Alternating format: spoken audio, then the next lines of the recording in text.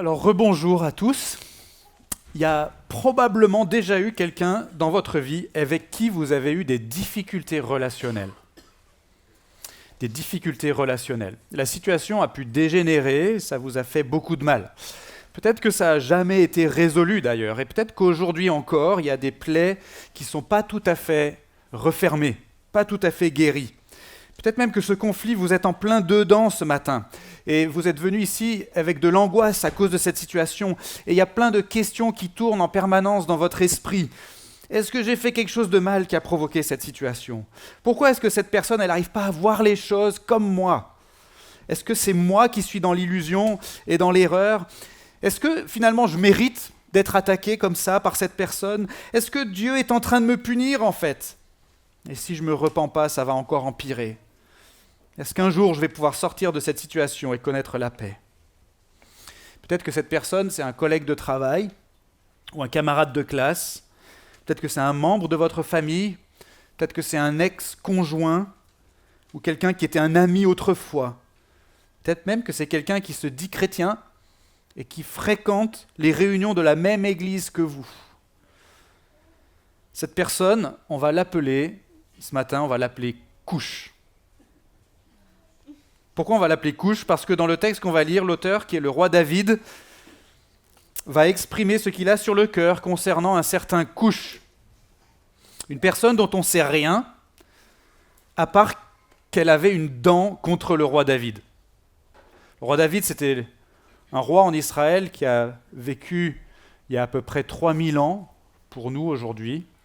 C'était un grand roi en Israël. Et il a écrit pas mal de textes qu'on a dans la Bible, notamment dans le livre qu'on appelle le livre des psaumes.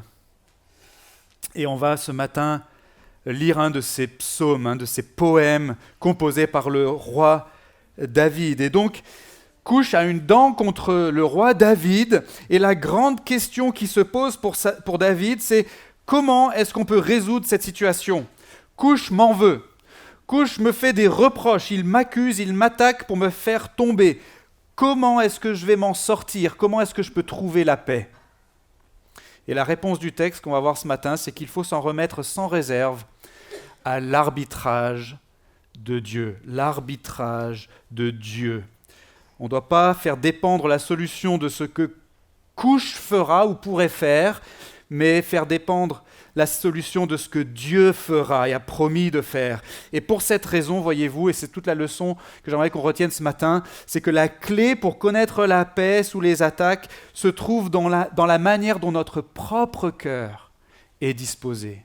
Dans la manière dont notre propre cœur est disposé. Alors on va essayer de voir ce que ça veut dire, mais d'abord lisons ce texte. C'est le psaume numéro 7. Le 7e psaume, il y en a 150, c'est un recueil de chants ou de poèmes qu'on trouve à peu près au milieu de notre Bible, qui ont été écrits donc, pour beaucoup à l'époque du roi David. Et là, c'est un de ces psaumes écrits par le roi David lui-même. Le psaume numéro 7, qu'on va lire en entier. Et vous voyez qu'en haut, à côté du numéro 7, dans votre Bible, il y a un titre. Et pour certains d'entre vous, le titre, il est numéroté comme étant le premier verset, verset 1. Pour d'autres, il n'est pas compté dans les versets, donc ne soyez pas surpris s'il y a un décalage de un verset par rapport aux références que je pourrais vous donner au fil de l'explication du texte. Complainte de David chantée à l'Éternel au sujet de Couche, benjaminite, c'est-à-dire qu'il était de la tribu de Benjamin. Éternel mon Dieu, je cherche en toi mon refuge. Sauve-moi de tous mes persécuteurs et délivre-moi. De peur qu'ils ne me déchirent comme un lion qui emporte sans que personne délivre. Éternel mon Dieu, si j'ai fait cela, s'il y a de la fraude dans mes mains, si j'ai rendu le mal à celui qui vivait en paix avec moi, si j'ai dépouillé sans raison mon adversaire, que l'ennemi poursuive et atteigne mon âme, qu'il foule à terre ma vie et qu'il couche ma gloire dans la poussière. Et là, il y a une indication dans le texte, c'est marqué « pause ». Peut-être que dans votre version, c'est marqué « Séla ». Séla, c'est l'hébreu qui est souvent traduit par « pause ». Je poursuis au verset 7. Lève-toi, Éternel. Dans ta colère, lève-toi contre le courroux de mes adversaires. Réveille-toi pour moi, toi qui as établi le droit. Que la communauté des peuples t'environne. Reviens bien haut au-dessus d'elle. L'Éternel juge les peuples. Établis mon droit, ô Éternel, selon ma justice et selon mon intégrité. Mets un terme au mal que commettent les méchants et affermis le juste. Toi qui sondes les cœurs et les reins, Dieu juste. Mon bouclier est auprès de Dieu qui sauve ceux dont le cœur est droit. Dieu est un juste juge, un Dieu qui peut s'irriter chaque jour. S'il ne revient pas à lui, le méchant aiguise son épée, il bande son arc et l'apprête. Mais c'est pour lui qu'il prépare des armes meurtrières, qu'il rend ses flèches brûlantes. Voici qu'il est en travail pour l'injustice. Il conçoit l'iniquité, il enfante la fausseté. Il ouvre une fosse, il la creuse et il tombe dans le trou qu'il a fait. Son iniquité retombe sur sa tête et sa violence redescend sur son front. Je célébrerai l'Éternel à cause de sa justice. Je psalmodierai en l'honneur du nom de l'Éternel, le Très-Haut. Voici pour la lecture de ce texte que nous croyons être la parole de Dieu. Avant d'aller plus loin, je vais prier. Seigneur, merci pour ce texte. Merci pour l'occasion que tu nous donnes ce matin de le lire ensemble, de nous y plonger ensemble pour en tirer une instruction pour nous, pour notre vie, pour notre relation avec toi, pour notre relation avec notre prochain.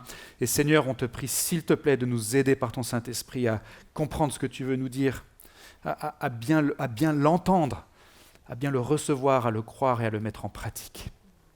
Amen. Alors la première chose qu'on doit comprendre à partir de ce passage, c'est que quand on a des difficultés relationnelles avec quelqu'un, on doit toujours s'examiner soi-même en priorité. On doit toujours s'examiner soi-même en priorité. C'est tout le sens du premier couplet de ce psaume qui couvre les versets 1 à 6 dans ma version de la Bible. Regardez bien comment s'exprime le roi David donc au début de ce psaume. Il se tourne vers Dieu parce que, voyez-vous, il est dans la détresse et il lui demande d'être pour lui un refuge, un sauveur et un libérateur face à l'hostilité de ses persécuteurs parce qu'il craint que l'un d'eux en particulier, qui s'appelle Coush, ne le détruise. Il craint que Coush ne le détruise. Il craint qu'il ne le déchire comme un lion, verset 3. Mais regardez ce que dit David. Il ne dit pas « Éternel mon Dieu, fais tomber le feu du ciel sur Coush, qui est tellement méchant et qui mérite que ça. » Non, il ne dit pas ça. Il dit plutôt « Que l'ennemi poursuive et atteigne mon âme, qu'il foule à terre ma vie, et qu'il couche ma gloire dans la poussière s'il y a de la fraude dans mes mains. » C'est étonnant parce que c'est une imprécation contre lui-même en fait. Et c'est censé être très frappant pour nous qui lisons ce texte. Et ça, c'est vraiment le cœur du premier couplet. Le roi David a un problème avec Coush, mais la première chose qu'il fait en se tournant vers Dieu, c'est pas pointer Coush du doigt, mais plutôt se pointer lui-même du doigt. Il se met totalement à nu devant Dieu. Il semblerait que Coush reproche à David d'être malhonnête, d'être animé de mauvaises intentions, d'avoir rendu le mal à Coush alors que Coush, lui, ne cherchait qu'à vivre en paix avec David. C'est ce qu'on peut deviner d'après les versets 4 et 5. Et donc on a Coush qui accuse David. Et certainement que ces accusations ont commencé à être diffusées et que même la réputation du grand roi David est attaquée. Il y a des rumeurs qui circulent que Coush a lancées. Mais au lieu de contre-attaquer, David, qu'est-ce qu'il fait ? Il se tourne vers Dieu et il lui dit « Seigneur, si c'est vrai ce que dit Coush, si c'est vrai ce qu'il me reproche, alors châtie-moi. » Et ce n'est pas de la témérité de la part de David de dire ça. Au contraire, c'est le signe d'une grande humilité. Voyez-vous, David, il est sincère. Il a voulu s'examiner lui-même. Et il ne demande pas à Dieu de prendre parti, mais au contraire, il demande à Dieu d'être totalement impartial. Et David a fait son propre examen de conscience. Vous voyez ? C'est comme si je vous invitais à manger chez moi et que je vous serve du haggis, le plat traditionnel écossais. Vous connaissez la panse de brebis farcie. Mais disons que vous n'avez jamais mangé ça et ça ne vous semble pas très bon en fait. Vous voyez ça dans l'assiette et vous dites Vous pensez même que j'essaye de vous rendre malade parce que ça ne sent pas très bon et vous vous imaginez que le plat est avarié. Alors pour vous prouver ma bonne foi et pour vous prouver la confiance que moi j'ai dans ce plat, je vais en prendre moi-même et le manger devant vous. Vous voyez, je me suis mouillé. Je me suis engagé.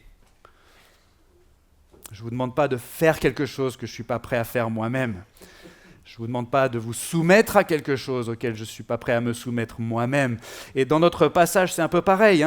Si le plat est vraiment avarié, alors que je tombe malade moi-même. Si mon adversaire a raison, si j'ai fait cela, comme dit David, alors qu'il gagne. Et toi, Éternel, mon Dieu, tu es témoin de ma sincérité. David invoque directement Dieu. Seigneur, fais gagner Coush s'il a raison.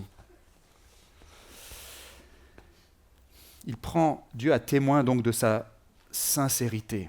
Et le texte nous montre que l'hostilité de Coush a donc conduit David à s'examiner lui-même. Il se tourne vers Dieu dans la prière en ayant fait ce travail-là d'examen de soi. Et ce qu'il déclare là, en se livrant sans réserve au jugement de Dieu, en se mettant à nu, comme je l'ai dit, eh bien c'est tellement lourd de sens et de conséquences ce que David est en train de faire qu'il nous demande alors de marquer une pause. Une pause à la fin de ce premier couplet, entre les versets 6 et 7. Ce n'est pas anodin ce que fait David.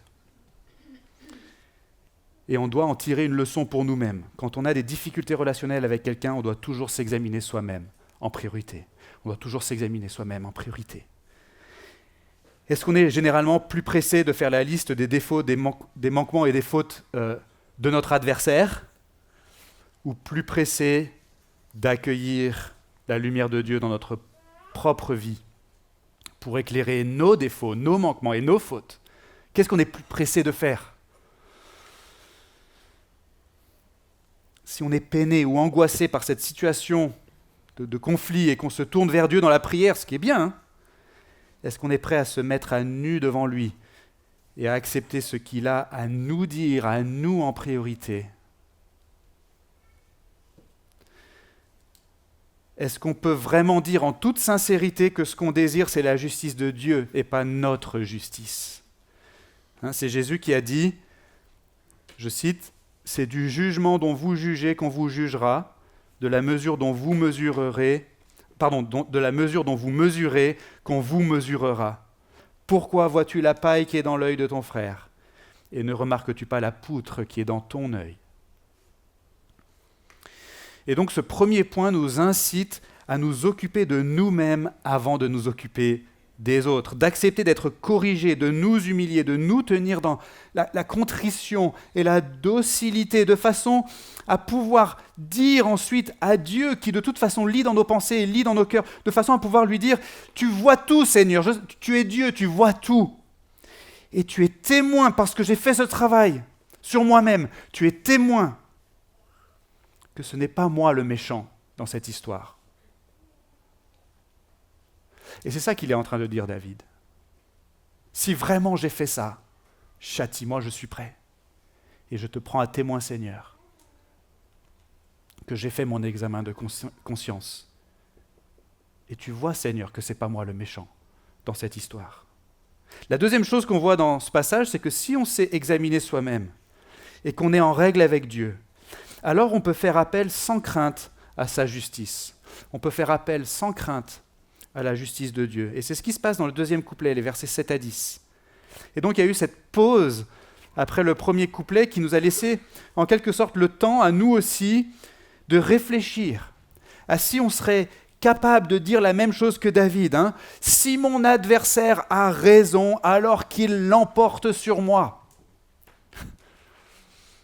Mais maintenant, donc on a eu ce temps de pause, on a réfléchi, est-ce qu'on est capable de dire ça, nous aussi? Je ne sais pas.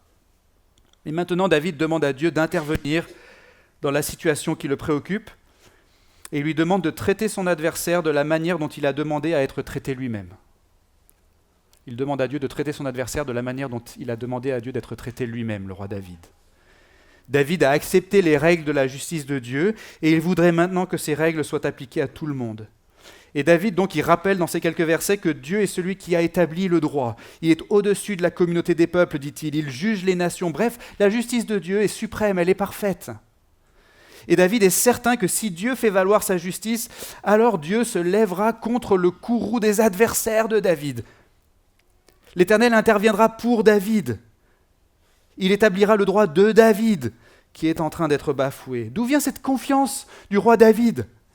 Elle vient de la conviction qu'il a, David, de sa propre justice et de son intégrité. C'est marqué au verset 9. Cette confiance s'appuie sur le fait que Dieu sonde les cœurs et les reins, verset 10, et que par conséquent, Dieu peut vérifier. Seigneur, tu sondes les cœurs et les reins, tu peux vérifier que je suis juste et intègre.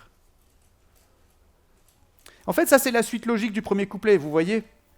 C'est comme si le roi David était en train de dire « Moi, Seigneur, j'accepte ta lumière et ta justice dans ma vie. Tu vois, Seigneur, que je me repens de mes fautes et que je cherche sincèrement à vivre selon tes voies. Tu sais, Seigneur, que je t'aime et que je te fais confiance et que si tu veux me montrer d'autres choses encore dans ma vie qui te déplaisent et que tu veux corriger, eh bien je l'accepte, Seigneur. Je le dis solennellement et je l'inscris dans un psaume qui sera lu par des générations et des générations de croyants après moi. Je l'écris dans un psaume, j'accepte ta justice, Seigneur, j'accepte ta correction, j'accepte ta discipline. Tu sais, Seigneur, que le traitement que je subis de la part de Coush est injuste et que ses accusations sont fausses. Il est en colère contre moi, Seigneur, mais c'est une colère infondée et méchante. Seigneur, donc, lève-toi maintenant et fais valoir le droit. Fais briller la lumière de ta justice dans son âme à Coush et dans son cœur à lui, tout comme je l'accepte moi aussi, cette lumière dans mon cœur et dans mon âme. Et Seigneur, si tu fais ça, je sais alors que son courroux contre moi sera stoppé et que le mal qu'il commet s'arrêtera et que moi je serai justifié et affermi. Encore une fois, ça peut sembler un peu orgueilleux, n'est-ce pas, de dire ça. On dirait un coup de bluff presque, comme si David y jouait au poker et qu'il voulait juste faire croire à tout le monde qu'il a une main imbattable, une quinte flush royale, et qu'il vaut mieux que les autres se couchent, sans jeu de mots, c'est-à-dire que les autres le laissent emporter la manche. C'est comme si David voulait intimider ses adversaires en disant que de toute façon Dieu est avec lui, il est juste et intègre. Est-ce que vous êtes prêts à dire le contraire ? Est-ce que c'est un coup de bluff ? Et en fait, ce n'est pas du bluff ni de l'orgueil. La justice et l'intégrité que David prétend avoir, ça ne désigne pas la perfection morale. Et ça, c'est vraiment quelque chose qu'il faut comprendre quand on lit la Bible. Et que les croyants, parfois, comme David, affirment être justes et intègres. Il ne prétend pas être parfait. Il ne prétend pas être sans faute, sans péché. Il ne prétend pas à cette perfection morale. Ça désigne plutôt la manière dont son cœur est disposé envers Dieu et envers les autres. Il est juste et intègre, dit-il, en fait parce qu'il est humble et docile sous la main de Dieu. Il est juste et intègre parce qu'il accepte d'être traité selon la justice de Dieu, sans se dérober. Il est juste et intègre parce qu'il se met à nu devant Dieu. Il est juste et intègre parce qu'il ne cherche pas à dissimuler ses manquements et ses défauts, que la Bible appelle des péchés. Il ne cherche pas à les dissimuler, ni à Dieu ni aux autres d'ailleurs. Et si vous lisez le reste des psaumes, vous verrez que le roi David, il a aussi écrit des psaumes sur ses propres péchés.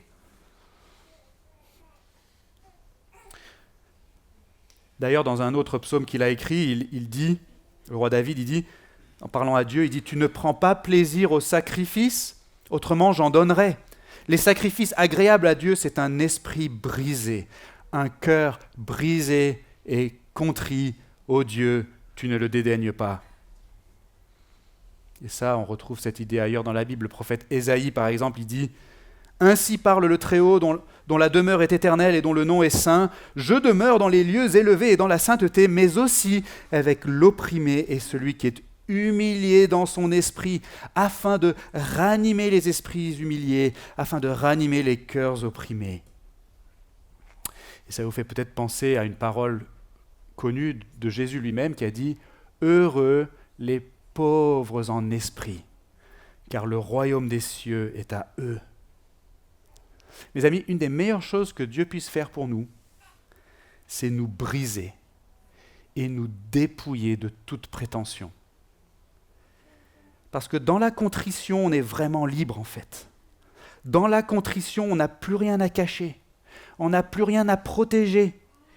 Et quand il y a couche qui arrive et qui nous cherche des ennuis, eh bien on n'a pas peur. Parce que Dieu est bien plus juste et puissant que couche. Et on vit déjà dans la transparence devant lui, l'être suprême, le créateur de l'univers et des galaxies et des plus petits atomes, celui qui voit tout, qui sonde tout, qui contrôle tout. On vit déjà dans la transparence devant lui. Que peut nous faire couche ? Couche ne nous fait pas peur parce que notre cœur est bien disposé envers Dieu. On est déjà en règle avec lui. Et comme David, on peut faire appel sans crainte à sa justice, à la justice de Dieu. Par contre, couche, lui, il devrait s'inquiéter du jugement à venir de Dieu. Puisque Dieu est Dieu, la justice sera nécessairement établie un jour, et parfaitement. Et tout le monde devrait saisir l'occasion dès maintenant de se mettre à nu devant Dieu, justement, et d'accueillir sa lumière, sans tarder, même si ça fait mal. Et c'est ce qui nous amène au dernier point.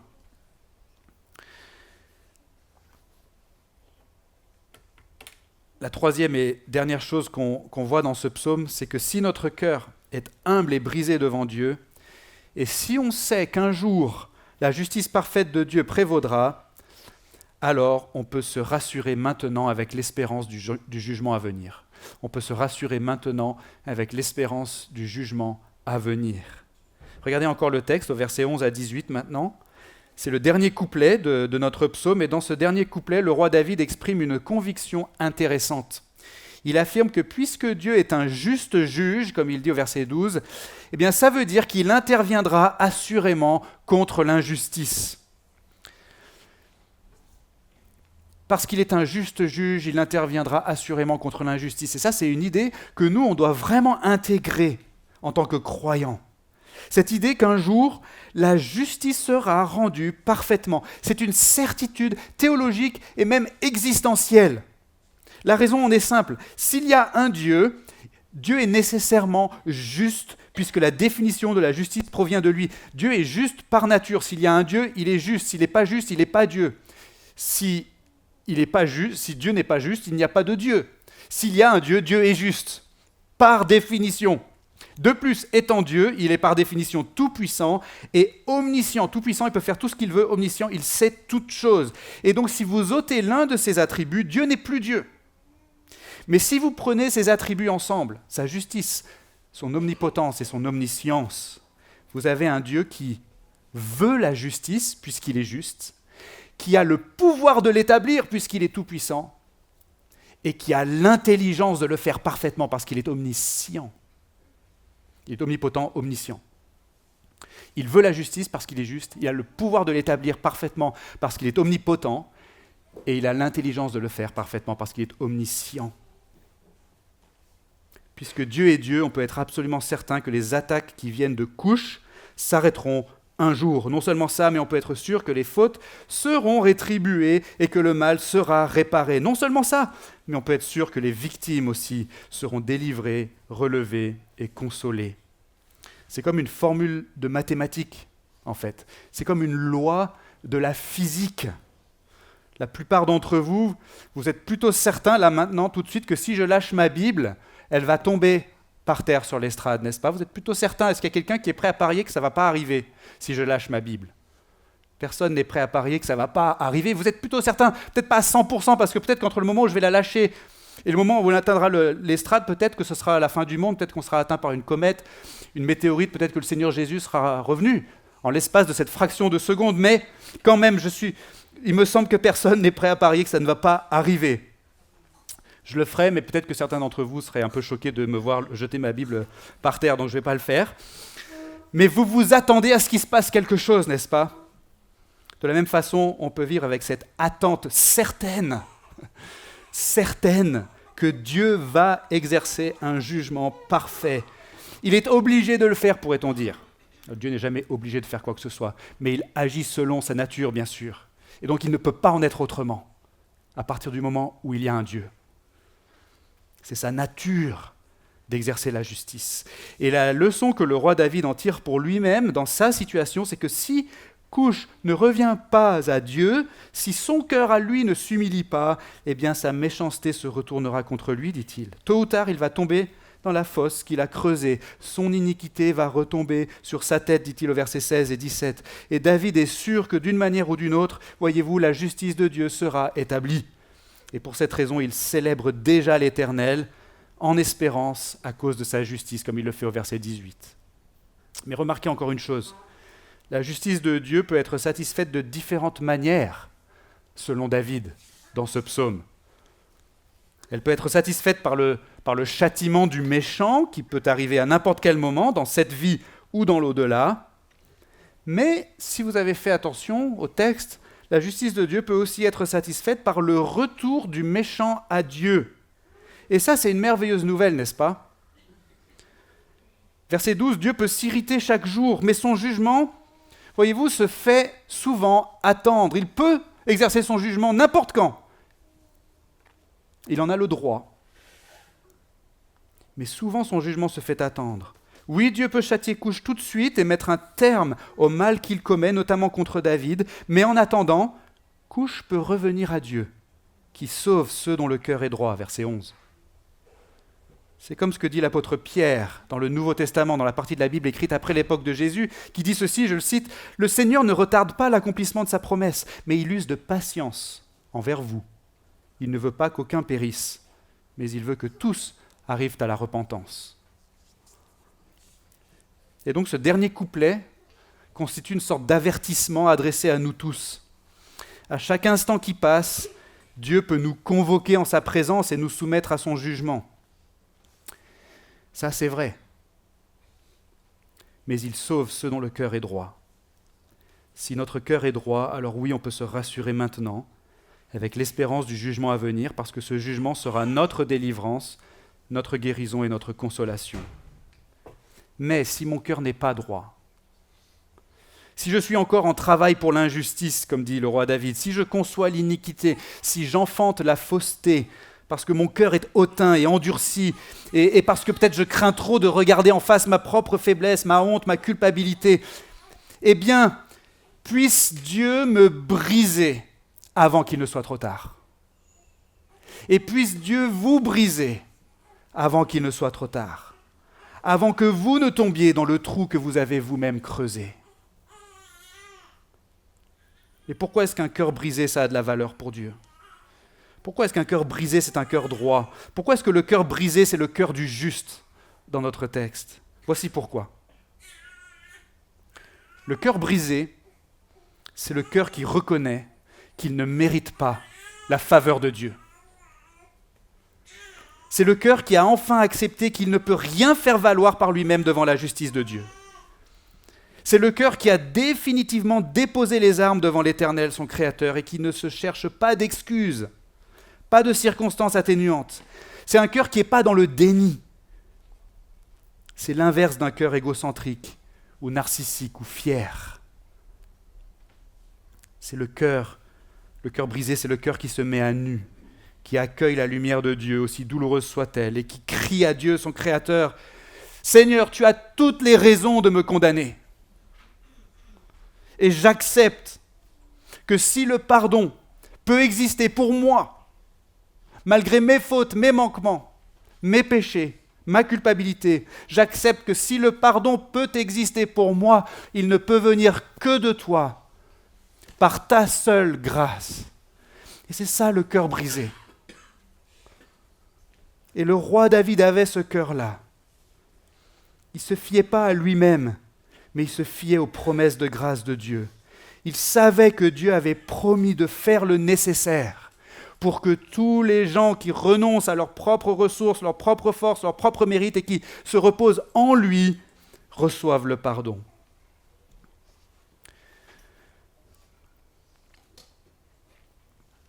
que leurs péchés leur soient effacés et qu'une justice leur soit imputée en échange de ces péchés qui leur auront été enlevés. Ça, c'était la promesse de grâce de Dieu.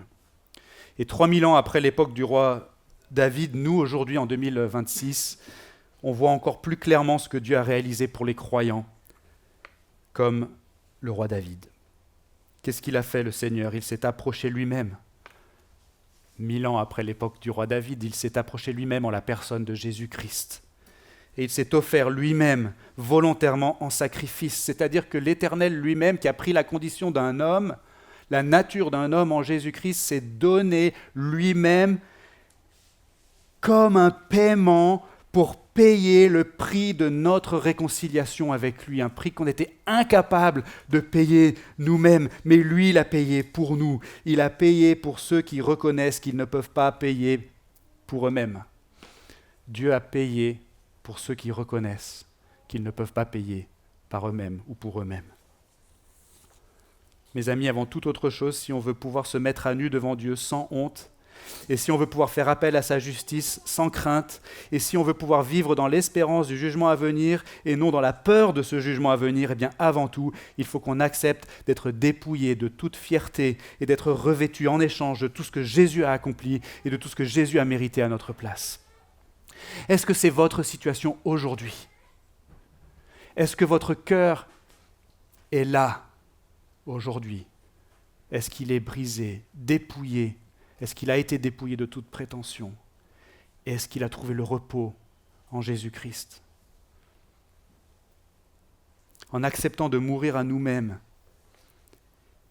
et à la place de vivre en étant suspendu à la grâce de Dieu, eh bien mes amis, ça va avoir des répercussions dans tout le reste de notre vie, comme par exemple quand on va avoir des difficultés avec quelqu'un comme couche. On a tous des gens comme ça dans notre vie, je le disais en introduction. On les a eus, ces gens-là, on les a maintenant ou on les aura un jour. Un couche qui m'en veut, qui me fait des reproches, qui m'accuse, qui m'attaque pour me faire tomber. Ça peut être un collègue, un camarade de classe, un ex-conjoint, quelqu'un qui était un ami, etc. Peut-être même quelqu'un qui prétend être un frère dans la foi.